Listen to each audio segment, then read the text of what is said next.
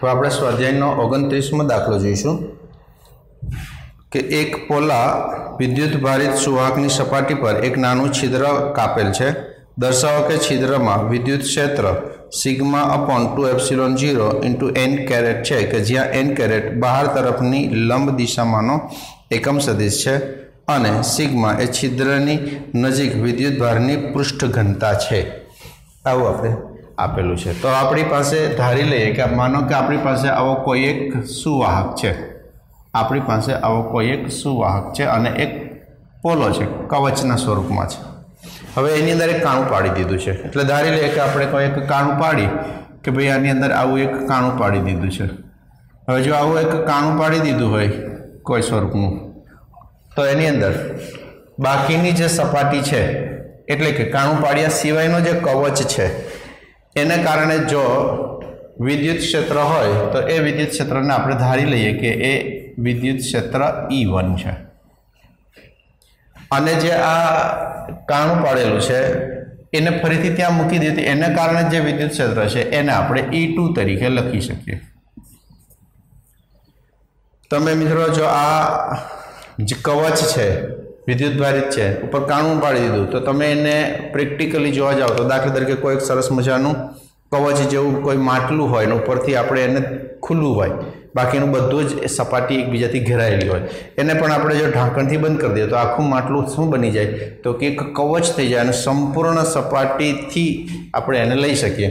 તો આપણે આ કાણું પાડી દીધા પછી એની પર જો કોઈ આટલું ઢાંકણ ઢાંકી દઈએ તો એ ઢાંકણને કારણે ઉત્પન્ન થતું વિદ્યુત ક્ષેત્ર E2 અને બાકીનું કાણા સિવાયનું જે હતું એને કારણે ઉત્પન્ન થતું વિદ્યુત ક્ષેત્ર છે એ E1। પણ જો આ બંને જ અહીંયા હોય અને એના ઉપર વિદ્યુત ભાર હોય તો આપણે ગાઉસના નિયમ પ્રમાણે એ જોઈ ચૂક્યા હતા કે એવા સંજોગોએ જે વિદ્યુત ક્ષેત્ર છે એનું સૂત્ર હતું sigma upon epsilon 0 into n caret તરીકે લખાય। જો આવા વિદ્યુત ક્ષેત્રને જોઈતું હોય તો આપણને કેટલું મળતું હતું કે જો આપણી પાસે કોઈ કવચ હોય અને આ કવચની અંદર સંપૂર્ણ રીતે ઘેરાયેલો હોય અને એના પર વિદ્યુત ભાર હોય તો એ વિદ્યુત ભારને કારણે જે વિદ્યુત ક્ષેત્ર ઉત્પન્ન થાય છે એ વિદ્યુત ક્ષેત્રનું ગાઉસના નિયમ પરથી આપણે સૂત્ર મેળવેલું છે કે સદિશ E એ સપાટીને લંબ બહાર તરફ સિગ્મા અપોન એપ્સિલોન 0 જેટલું હોય અને n કેરેટ એટલે કે સપાટીને લંબ દિશામાંનો એકમ સદિશ છે, આવું કહી શકાય। અને આ જે કવચ હોય તો અંદરનું વિદ્યુત ક્ષેત્ર કેટલું હતું એ વખતે 0, તો કે અંદર વિદ્યુત ક્ષેત્ર 0 હતું અને બહાર તરફ આપણને આટલું વિદ્યુત ક્ષેત્ર મળે જો કોઈ વિદ્યુત ભારિત કવચ રાખવામાં આવેલું હોય તો આ હકીકત આ જે થિયરીમાં આપણે ભણ્યા હતા એનો ઉપયોગ કરી દઈએ તો માનો કે આ હું ઢાંકણ ઢાંકી દઉં છું અને બધું જ છે એટલે કુલ વિદ્યુત ક્ષેત્ર બહાર તરફ જે હશે એ કેટલું હશે તો કે આ બહાર તરફ જે વિદ્યુત ક્ષેત્ર હશે એ E1 અને E2 નો સરવાળો હશે। બહાર તરફ હશે બધા જ E1 અને E2 નો સરવાળો હશે। E1 અને E2 નો સરવાળો તો આપણને મળી ગયો, કેટલો મળી જશે તો કે એને કારણે આપણે કહી શકીએ કે E1 plus E2 is equal to sigma upon epsilon 0 તરીકે લખાય, જે આપણને સપાટીને લંબ એટલે કે n કેરેટ જેટલું છે। પણ અંદર તો વિદ્યુત ક્ષેત્ર 0 છે, એનો મતલબ આ બંનેના અંદરના જે વિદ્યુત ક્ષેત્રના ઘટકો છે એનું પરિણામી જે છે એ 0 છે। એનો મતલબ કે E1 માઇનસ E2 બંને જે એકબીજાના વિરુદ્ધ હોય અને એ બંનેનો સરવાળો કરવા જઈએ તો કેટલો થઈ જાય છે 0 થઈ જાય છે। એ આપણને E1 minus E2 is equal two 0 તરીકે લખાય કે બંને સમાન મૂલ્યના અને પરસ્પર વિરુદ્ધ દિશાના હોવાથી એમની બાદબાકી લઈએ તો આપણને 0 મળી જાય। જો આ સમીકરણ 1 અને સમીકરણ 2 બંનેનો જો સરવાળો કરવામાં આવે તો પ્લસ માઇનસ ઉડી જશે તો આપણને કેટલું મળી જશે અહીંયા હવે તો કે આ બંને ઉડી જશે એટલે કે 2E1 is equal to sigma upon epsilon 0 into n caret અને તેથી E1 બરાબર sigma upon 2 epsilon 0 into n caret મળે। એટલે કે જે ઢાંકણ સિવાયનો બાકીનો જે ભાગ હતો એને કારણે વિદ્યુત ક્ષેત્ર જે મળે છે એ E1 તરીકે લખીએ તો એ આપણને sigma upon 2 epsilon 0 into n caret કે જે આપણને છિદ્રમાંથી બહાર આવતા વિદ્યુત ક્ષેત્રનું સૂત્ર એટલે કે છિદ્ર સિવાયના બહાર ભાગમાંથી જે વિદ્યુત ક્ષેત્ર મળે છે એ આટલું મળે છે જે આપણે સાબિત કરવાનું હતું।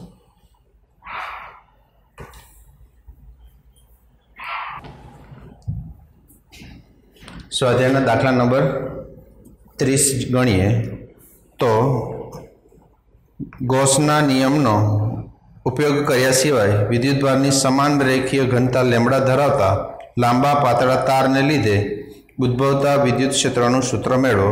સૂચન આપ્યું છે કે કુલમ્બના નિયમનો સીધો ઉપયોગ કરો અને જરૂરી સંકલનની ગણતરી કરો. તો આપણને એક અનંત લંબાઈનો એક વાહક તાર આપ્યો કે જે વાહક તારને આપણે જોઈએ તો એ અનંત લંબાઈથી એક વાહક તાર છે કે જે આપણને આ સ્વરૂપમાં એક અક્ષ પર છે એવું આપણે માની લઈએ અને એ અનંત લંબાઈનો છે.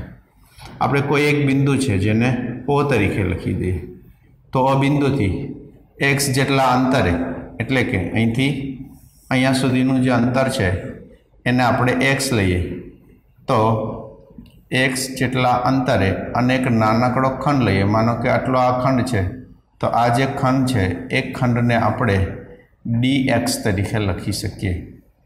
એને આપણે dx તરીકે. તો આટલા જ અંતરે એટલે કે x જેટલા અંતરે હું આ બાજુ પણ એક ખંડ લઉં એ વખતે અહીંયા પણ નાનકડો ખંડ એના જેટલી જ લંબાઈવાળો એટલે કે જેને હું dx તરીકે લખી શકું. તો આવા બે વિદ્યુત ભારિત ખંડ છે કે જેના ઉપર એની રેખીય વિદ્યુતભાર ઘનતા લેમ્બડા છે. તો હવે આ O બિંદુથી y અક્ષ ઉપર જઈએ અને y અક્ષ પરનું કોઈ એક બિંદુ P લઈએ કે આ P બિંદુ છે અને y જેટલું અંતર છે. અહીંથી અહીંયા સુધી x જેટલું અંતર છે, અહીંથી આ y જેટલું અંતર છે. તો આ નાનકડા ખંડને કારણે વિદ્યુતભારને કારણે આની પાસેનું વિદ્યુત ક્ષેત્ર જોઈએ તો એ વિદ્યુત ક્ષેત્ર આપણને ધન હોવાને કારણે એવું કહી શકીએ કે એ આપણને આ દિશામાંથી મળશે. એટલે કે આપણને આ દિશામાં વિદ્યુત ક્ષેત્ર મળે. હવે આના પર રહેલો જે વિદ્યુત ભાર છે એને કારણે ત્યાં વિદ્યુત ક્ષેત્ર મળે. તો આપણે પહેલાં તો વિદ્યુત ભાર શોધવો પડશે. એટલે કે O થી x અંતરે dx ખંડમાં રહેલ વિદ્યુત ભાર આને જો આપણે dq કહીએ તો એ આપણને લેમ્બડા ઇન્ટુ dx મળે. લેમ્બડા એટલે કે એમની રેખીય વિદ્યુતભાર ઘનતા તરીકે લખાય. તો લેમ્બડા ઇન્ટુ dx તરીકે આપણે લખી શકીએ કે આટલો વિદ્યુતભાર છે.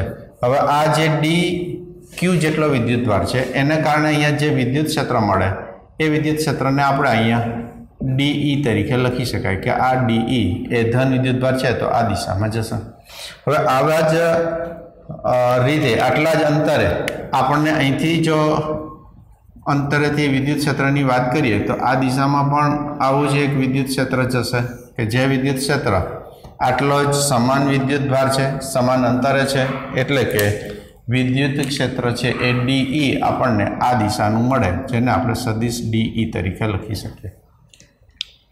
તો હવે આપણે ધારી લઈએ કે જો આ ખૂણો થીટા હોય, માનો કે આ ખૂણો થીટા હોય તો આપણને આ જે de બંને મળે છે એના બે ઘટક મળશે અને એ બે ઘટકની અંદર આપણે એવું કહી શકીએ કે આનો આ દિશામાંનો જે ઘટક છે એ આમ જશે જેને આપણે આ ખૂણો થીટા હોવાથી આ ઘટકને આપણે de cos થીટા કહી શકાય. અને આ જે ઘટક મળશે એને આપણે de sin થીટા તરીકે લખી શકાય. હવે જે આપણે આના બે ઘટકો જોયા એવા જ આ ક્ષેત્ર છે એના જો બે ઘટક જોઈએ તો એમનો એક ઘટક આ દિશામાં જશે કારણ કે આમાં આ જ ખૂણો સમાન છે એટલે આ થીટા થઈ જશે. એનો મતલબ કે આ થીટા થઈ જશે. તો આ દિશામાં જે જશે એને પણ આપણે de cos થીટા તરીકે લખી શકીએ અને આને આપણે de sin થીટા તરીકે લખી શકાય. તો de મૂલ્ય સરખું છે, થીટા પણ બંનેનો સરખો છે. તો આવી रीते आपने डी साइन थीटा और डी साइन थीटा समान मूल्यना अने परस्पर विरुद्ध दिशाना सदिश घटको होवाने कारणे एकबीजानी असर नाबूद करी देशे अने आ बिंदु पासे मात्र विद्युत क्षेत्र आपणे रेखा ने लंब अने ऊपर तरफनी दिशामां मळे एटले के जो आ बिंदुने आपणे नाम आपी दीधुं होय पी तो पी बिंदु पासे विद्युत क्षेत्र आपणे आ बंनेना सरवाळा जेटलुं मळी जाय। तो आवा वखते आपणे जो आ बिंदु पासे विद्युत क्षेत्र जोईतुं होय तो डीई નું મૂલ્ય પહેલા તો આપણને મળી જાય કેવા તો કે અહીંથી અહીંયા સુધીનું અંતર જોશે આ અંતરને આપણે x લીધું છે આ અંતરને y લીધું છે તો આ કાટખૂણો છે તો અહીંયા જે પણ અંતર છે ધારી લઈએ કે r છે તો એ r² = x² + y² પાયથાગોરસ આપણે લગાડી શકાય। એટલે હવે આપણે p પાસે विद्युत क्षेत्र जोईतुं होय p पासे विद्युत क्षेत्र जे डीई मळ्युं तो डीई = सूत्र हतुं के 1/4πε0 विद्युत भार एटले के dq अने छेदमां r² तरीके लखाय। तो dq आपणे जो जोईतो होय तो dq तो आपणे अहींया मळी गयो छे जेने आपणे शुं लखी शकीए छीए dq = लेमडा इंटू dx तरीके लखाय अने r² ની જગ્યાએ શું લખી શકીશું x² + y² એટલે કે 1/4πε0 dq એટલે કે લેમડા इंटू dx અને છેદમાં x² + y² આ રીતે આપણને de મળી જાય। જો આપણી પાસે de મળી જતું હોય તો આપણે कुल विद्युत क्षेत्र P बिंदु पास जोईतुं होय तो शुं करवुं पड़शे तो के बधा ज आवा नाना नाना खंडने कारणे आ बिंदुथी लईने अनंत अंतर सुधी जता होय ए बंने बाजुथी एनो सरवाळो करवो जोईए। एटले के हवे P पासे विद्युत क्षेत्र बधा ज खंडने कारणे जोईतुं होय के जेने आपणे E तरीके ओळखीए तो सदिश E = શું કરવું પડે તો કે આવા બધા જ ડીઈ ના સરવાળા કરવા જોઈએ। બધા જ ડીઈ ના શું કરી દેવા પડશે તો કે સરવાળા કરવા પડશે। ક્યાંથી ક્યાં સુધી તો કે 0 થી અનંત સુધી લંબાઈ 0 થી લઈને ક્યાં સુધી કરવું પડશે અનંત સુધીનો સરવાળો કરવો પડે। જો આપણને સદિશ ડીઈ જોઈતો હોય તો આપણને આને સદિશના મૂલ્યની અંદર તરીકે આપણે લખી દઈશું। પછી तो डी ની કિંમત મૂકી દઈએ તો આપણે અહીંયા જોઈશું કે વિદ્યુત ક્ષેત્ર જો E જોઈતું હોય તો E = સંકલનમાં DE બધું જ પણ ખરેખર DE કેટલું છે તો કે અહીંયા જોવા જઈએ તો ટોટલ DE = 2DE cos θ તરીકે લખાય। આવા બધા જ DE ના સરવાળા એટલે આપણે અહીં શું લખીશું તો કે 2DE cos θ નો સંકલન થવું જોઈએ। હવે આપણે આની અંદર કિંમત મૂકી દઈએ તો 0 થી અનંત 2 DE એટલે આ કિંમત મૂકી દઈએ સમીકરણ 1 ઉપરથી તો કે એને ગુણ્યા 1/4πε0 લેમડા dx છેદમાં x² + y² અને ઇન્ટુ cos θ તરીકે લખી શકીએ। તો અહીંથી આ બે ઉડાડી દઈશું અચળાંક બહાર કાઢી દઈએ તો 1/2πε0 लेमड़ा अचल है तो एने बार काढ़ी दीए आ लेमड़ा तो संकलन में 0 थी अनंत dx छेद में x² + y² અને इंटू cos θ थी गई। पण हवे तमे जोशो तो x जेम जेम बदले अहींथी आम जेम जेम अंतर बदले तो शुं बदलाय छे एनी साथे तो क्या खूणो बदलाय छे एटले के हवे आपणे कही सकीए कि जो x बराबर 0 तो θ = 0 अने जो x बराबर अनंत लईए तो ए वखते आ अनंत सीधुं जतुं रहे तो खूणो क्या आ बंने समांतर थई जवा जोईए आ बंने तो आ आम थी जशे एनो मतलब कि θ = 90 डिग्री थी जाए तो θ = 90 डिग्री मळे।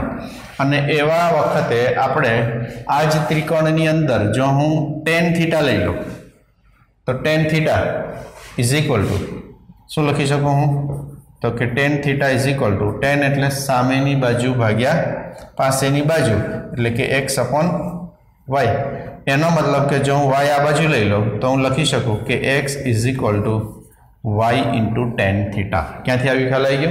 tan theta is equal to x upon y ने पहली बाजू लई लीधो तो आपने मળી गયું कि x is equal to y tan theta. जो आनो विकलन कर दीए एटले कि આપણે અહીંયા લખી દઈએ કે x is equal to y tan theta तो एनु विकलन कर दीए तो विकलन एटले के फेरफार x नु dx एटले के dx is equal to y अचल रहेशे tan थीटा। हवे tan थीटा नु विकलन याद होवुं जोईए तो tan थीटा नु विकलन थाय छे आपणने sec square theta into d theta तरीके लखाय। तो આપણે આને સમીકરણ નંબર 2 આપી દઈએ તો આ સમીકરણ 2 ની અંદર જો કિંમત મૂકી દઈએ તો આપણને E इज इक्वल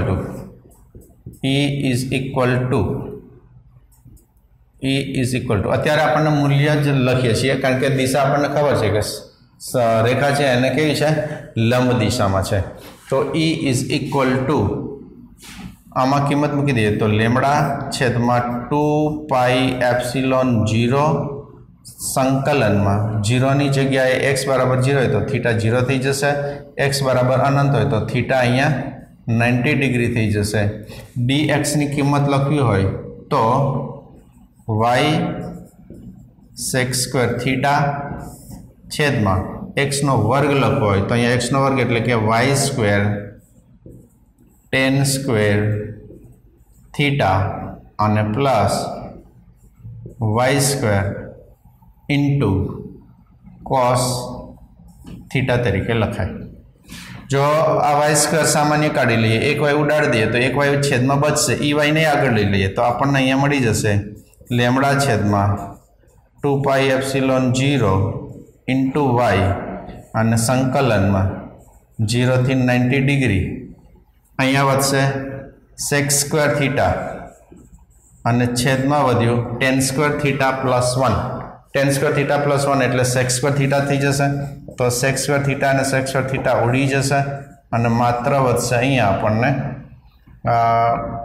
अहींया d थीटा लखवुं पड़शे एटले अहींया हजी वधशे d थीटा कारण के dx is equal to y sec square theta into d theta तरीके लखाय।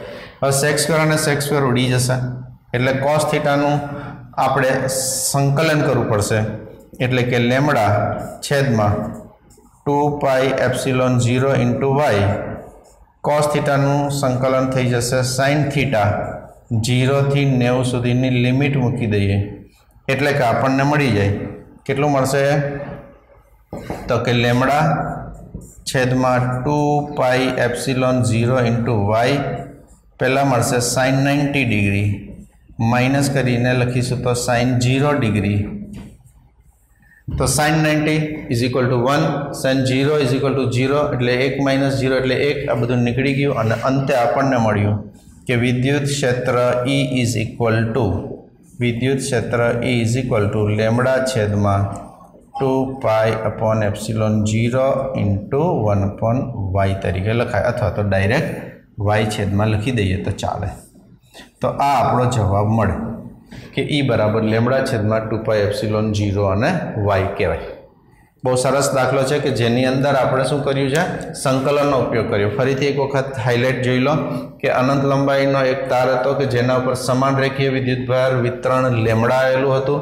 एक बिंदु लई लीधुं कि त्यांथी x जेटला अंतरे dx जेटला बे नाना खंड लई लीधा ए खंड परनो विद्युतभार આપણને ખબર છે કે એકમ લંબાઈમાં લેમ્બડા તો dx ખંડમાં કેટલો તો લેમ્બડા સાથે એ લંબાઈનો ગુણાકાર કરી દીધો એટલે આપણને આનો વિદ્યુતભાર મળ્યો। આ વિદ્યુતભારને કારણે y જેટલા અંતરે બિંદુ p હોય તો એનું વિદ્યુત ક્ષેત્ર ધન છે એટલે આમ જશે। આના બે ઘટક જો આ થીટા હોય તો એક જ્યાં થીટા હશે cos ઘટક બીજો sin ઘટક આની અંદર આ થીટા સમાન લંબાઈ છે એટલે થીટા સમાન થશે અને એને કારણે d મળશે। બંને ઘટક જ્યાં ખૂણો છે એ cos ઘટક એને लंब है साइन घटक समान मूल्यना परस्पर विरुद्ध दिशाना बे घटको कट थी जैसे एटले परिणामी विद्युत क्षेत्र जोईतुं होय तो आपणने 2 de cos थीटा जेटलुं मळे छे।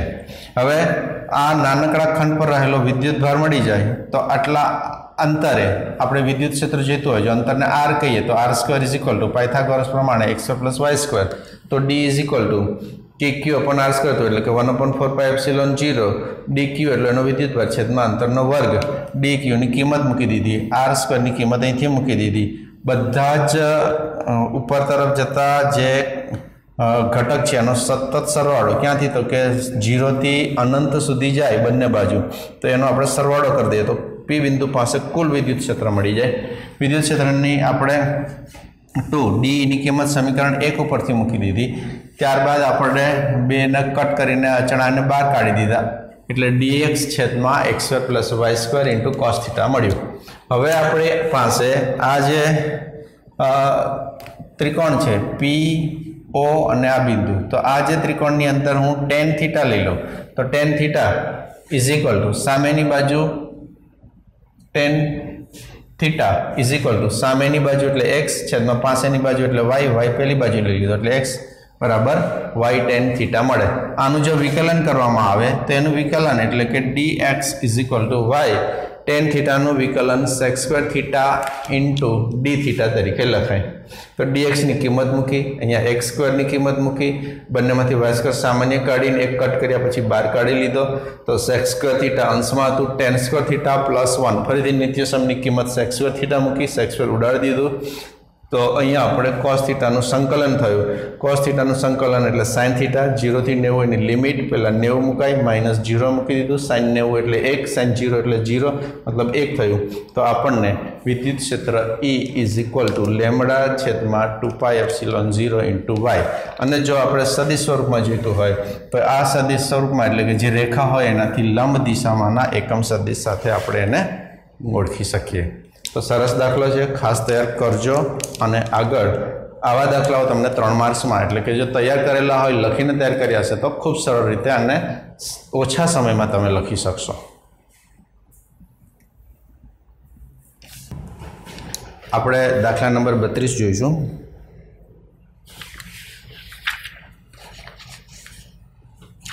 આ દાખલો આજે આ ચેપ્ટરનો મિત્રો એકદમ છેલ્લો દાખલો છે. આજે આપણો અહીંયા ચેપ્ટર નંબર 1 કમ્પ્લીટ પૂરું થાય છે.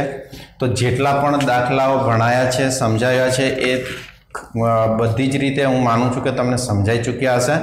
જો એક પરીક્ષામાં પૂછાય તો કેવી રીતે લખવા એના માટે મેં તમને આની સાથે એક PDF ફોર્મેટની અંદર પેમ્પલેટ આપેલું છે કે જેની અંદર બોર્ડમાં પૂછાય તો વર્ણન કઈ રીતના લખવું ખાસ, તો એની પ્રેક્ટિસ વર્ણન લખીને કરજો. અહીંયા જે પણ તમને સમજવામાં આવ્યું છે મારા તરફથી બેસ્ટ રીતનો પ્રયત્ન કર્યો છે.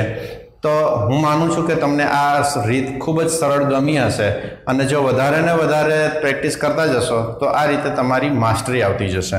તો આપણે આજે છેલ્લો દાખલો ભણીએ. 32મો સ્વાધ્યાયનો દાખલો છે કે એક યાદૃચ્છિક સ્થિત વિદ્યુત ક્ષેત્રનો વિચાર કરો. આ સંરચના એ તટસ્થ બિંદુ એટલે કે જ્યાં E = 0 છે એ એક નાનો પરીક્ષણ વિદ્યુત ભાર મૂકેલો છે. દર્શાવો કે વિદ્યુત ભારનું સંતુલન અસ્થાયી જ છે. તો આપણને એક પહેલું આપ્યું છે એ જોઈ લઈએ. તો આપણને એવું કહેવામાં આવે છે કે જ્યાં વિદ્યુત ક્ષેત્ર 0 છે ત્યાં જો આપણે જે સ્થિત વિદ્યુત સંરચનાને કારણે કે જ્યાં વિદ્યુત ક્ષેત્ર 0 છે આ બિંદુ પાસે જો હું કોઈ એક પરીક્ષણ વિદ્યુત ભાર મૂકી દઉં તો આ પરીક્ષણ વિદ્યુત ભાર છે એ અસ્થાયી સંતુલન છે એમ કહેવાય. પહેલાં તો મિત્રો યાદ રાખજો કે સ્થાયી સંતુલન અને અસ્થાયી સંતુલન કોને કહેવાય એ હું પહેલાં સમજાવું. માનો કે આ મારી પાસે કોઈ એક વિદ્યુત ભાર છે, જો એને વિદ્યુત ક્ષેત્રની અંદર હું મૂકી દઉં તો એની અંદર લાગતું બળ જેને F = Q × E થઈ જાય. એટલે કે હું જો આના પર કોઈ પણ સ્વરૂપમાં બળ લગાડું, બળ લગાડ્યા પછી છોડી દઉં પાછો પોતાની જગ્યાએ આવી જવો જોઈએ, તો એને સ્થિર સંતુલન તરીકે ઓળખાય. સ્થિર સંતુલન એટલે કે એને બધી જ દિશામાં પુનઃસ્થાપક બળ લાગે. હું એને આ બાજુ ખેંચું, આ બાજુ ખેંચું કે આ બાજુ કોઈ બી જગ્યાએ એને સ્થાનાંતર કરીને મૂકી દઉં પાછો પોતાની જગ્યાએ આવી જાય, તો એને આપણે સ્થાયી સંતુલન અથવા તો સ્થિર સંતુલન તરીકે ઓળખવામાં આવે છે. પણ જો એને અહીંથી હું આ દિશામાં લઈ જાઉં અને પછી પાછો ત્યાંથી આવી શકતો ના હોય તો એ સંતુલનને આપણે સ્થાયી સંતુલન તરીકે ઓળખતા નથી. તો આમ આપણે આ જે આપેલી પરિસ્થિતિ છે કે જ્યાં વિદ્યુત ક્ષેત્ર 0 છે અને વિદ્યુત ક્ષેત્ર 0 છે એ જગ્યાએ જો પરીક્ષણ વિદ્યુત ભાર મૂકીએ तो ए अस्थायी संतुलन में ज होय एवुं आपणे साबित करवानुं छे। तो आपणे आनाथी उल्टू धारी लईए, मानो के स्थायी संतुलन में ज छे, स्थायी संतुलन में छे एनो मतलब मैं हमणां जोयुं के हुं आने कोई पण एक दिशानी अंदर बळ लगाडुं तो पाछो त्यां जवो, मानो के आ दिशामां बळ लगाडुं तो पाछो अहींया जवो, मतलब एने पुनःस्थापक बळ बधी ज दिशामां लागता होवा जोईए। तो अने तो ज एने जेवो आपणे बळ लगाडीने खसेडीए तो पाछो पोताना मूळ स्थाने आई जाय। तो जो आपणे एवुं धारी लईए के आ स्थायी संतुलन में छे एनो मतलब के एना उपर पुनःस्थापक बळ लागे छे, एटले एवुं कही शकाय के आवा संजोगोमां जो एमनो विद्युत क्षेत्र होय तो विद्युत क्षेत्र अथवा तो एनुं जे फ्लक्स छे ए विद्युत भार तरफनुं होवुं जोईए, विद्युत भार तरफनुं होवुं जोईए। कारण के आपणी पासे एक सूत्र हतुं के ज्यां सदिश F = Q × E, जे दिशानी अंदर विद्युत क्षेत्र छे ए ज दिशामां बळ लागे छे, એટલે કે જે બિંદુવત વિદ્યુત ભાર એટલે કે પરીક્ષણ વિદ્યુત ભાર મૂકીશું એ જ દિશામાં એનું ફ્લક્સ એટલે કે વિદ્યુત ક્ષેત્ર પણ હોવું જોઈએ। પણ ગાઉસનો નિયમ એવું કહે છે કે જો વિદ્યુત ભાર ઘેરતું ના હોય એવું જો ગાઉસિયન સમતલ હોય તો એની અંદરનું ફ્લક્સ 0 જ હોય, એટલે કે એની અંદર વિદ્યુત ક્ષેત્ર પણ 0 હોય કે જે આપણે ધારેલી ધારણા કરતા વિરુદ્ધ છે, એટલે કે આપણે જે ધાર્યું હતું એ ખોટું છે અથવા તો એ ઉલટું છે, એટલે કે આ જે પરીક્ષણ વિદ્યુત ભાર છે એ હંમેશા અસ્થાયી સંતુલનમાં જ રહેશે એવું કહેવાય। આપણને એક બીજો પણ આની અંદર આપેલું છે બી કે બે સમાન ચિહ્ન અને મૂલ્ય ધરાવતા અને એકબીજાથી અમુક અંતરે મૂકેલા બે વિદ્યુત ભારની સાદી સંરચના માટે આ પરિણામ ચકાસો। તો કે બે સમાન ચિહ્ન અને મૂલ્ય પણ સમાન છે, તો દાખલા તરીકે હું બે વિદ્યુત ભાર લઈ લઉં, ચિહ્ન સમાન છે અને મૂલ્ય પણ સમાન છે। तो આવી સ્થિતિમાં લો કે માનો કે મારી પાસે અહીંયા એક વિદ્યુત ભાર છે એ પ્લસ ક્યુ છે, એક બીજો વિદ્યુત ભાર અહીંયા લઈ લો એ પણ પ્લસ ક્યુ છે અને આ બંનેને જોડતી રેખા પર હવે હું અહીંયા જો કોઈ વિદ્યુત ભાર મૂકી દઉં, દાખલા તરીકે અહીંયા હું કોઈ એક વિદ્યુત ભાર મૂકી દઉં કે કેપિટલ ક્યુ, હવે આ વિદ્યુત ભારને કારણે આના ઉપર બળ લાગશે, ધન વિદ્યુત ભાર છે એટલે આમ જશે, આ ધન છે એટલે આનું વિદ્યુત ક્ષેત્ર આમ જશે, તો સમાન મૂલ્યના અને પરસ્પર વિરુદ્ધ દિશાના બળ લાગશે। तो आवा समये आ विद्युत भारनु आ दिशा में खसेड़ी दो तो शू थशे, तो कि आ दिशा में खसेड़ो एटले पाछुं परिणामी बळ एने मूल्य तरफ ज लावशे। एनो मतलब के हूँ एमने जो खसेड़ीने अहींया क्यांक लावी दे तो फरी पाछो पोते पोताना मूळ स्थाने आई जशे। तो आ रेखीय संतुलन में छे एम कहेवाय। रेखीय एटले के बे विद्युत भारने जोड़ती रेखा पर संतुलन छे, कारण के त्याने पुनःस्थापक बळ लागे छे अने आ बाजू खसेड़ो तोय पण पाछो जतो रहेशे, कारण के परिणामी बळ हमेशा एने क्यां लगाडशे तो के परिणामी बळ शून्य थवा संतुलन स्थिति में जशे अने एनुं परिणामी बळ शून्य हमेशा एना मध्य बिंदु में ज थशे। परंतु जो हूँ आ विद्युत भारने अहींया मूकी दઉં, અહીંથી ખસેડીને अहींया लई जाऊँ तो आ जे विद्युत भार हवे अहींया आई गयो कही शकाय। तो आने कारणे लागतुं बळ आ दिशामां जशे, आने कारणे लागतुं बळ ए आ दिशामां जशे, एटले के ए वखते फरीथी पोतानी जग्याए आववा माटेनुं कोई पुनःस्थापक बळ उत्पन्न थतुं नथी, कारण के आ बंनेनुं परिणामी बळ क्यां जशे तो के आपणे आगळ भण्या तेम समांतर बाजू चतुष्कोणने कारणे ए परिणामी बळ आ दिशामां जशे अने परिणामी बळने ऊपर तरफ ज लागशे, फरीथी पुनःस्थापक बळ पोताना मूळ स्थाने आवવાનો प्रयत्न करतुं नथी। तो आवा वखते आ जे विद्युत भार छे एना केंद्रनी अंदर जो राखवामां आव्यो होय अने रेखीय गति जो बे विद्युत भारनी रेखामां ज करे तो ए स्थायी संतुलन में है, पण एने गमे ते दिशानी अंदर ज्यारे गति करवामां आवे छतांय ए ज स्थाने आवतो होय तो एने स्थायी संतुलन, आने तो रेखीय स्थायी संतुलन कहेवाय। हूँ एने आ दिशामां बळ लगाडीने अहींया लई जाऊं छुं तो त्यारे पाछुं पुनःस्थापक बळ उत्पन्न करी शकतुं नथी। आवा संजोगोमां आपणे कही शकीए के आ जे विद्युत भार छे ए आवा परिस्थितिनी अंदर ए अस्थायी संतुलनमां ज छे एवुं कहेवामां आवे छे। तो मित्रों हूँ मानु छूँ कि बहुत मजा आई हशे आ चेप्टरनी अंदर बधा ज टॉपिक्स बधी ज थियरी अने बधा ज दाखला वधाराना दाखला अने स्वाध्यायना दाखला आपणे कम्प्लीट कर्या छे। एकदम परफेक्ट तमारी तैयारी थई जशे। पछी थोड़ाक दिवस पछी हूँ एक टेस्ट मूकीश अने जो तमारे टेस्ट बहुत सारी रीते लख्युं होय थोड़ा सजेशन होय तो तमे मारा वॉट्सएप नंबर पर सजेशन मोकली शको छो। वॉट्सएप नंबर छे 98244854 86 અને જો તમારે MCQ ઉપરાંત થિયરી દાખલાઓની ટેસ્ટ આપવાની ઈચ્છા હોય તો પણ તમારું સજેશન આ નંબર ઉપર મને મોકલજો, હું બધી જ વ્યવસ્થા તમારા માટે કરીશ.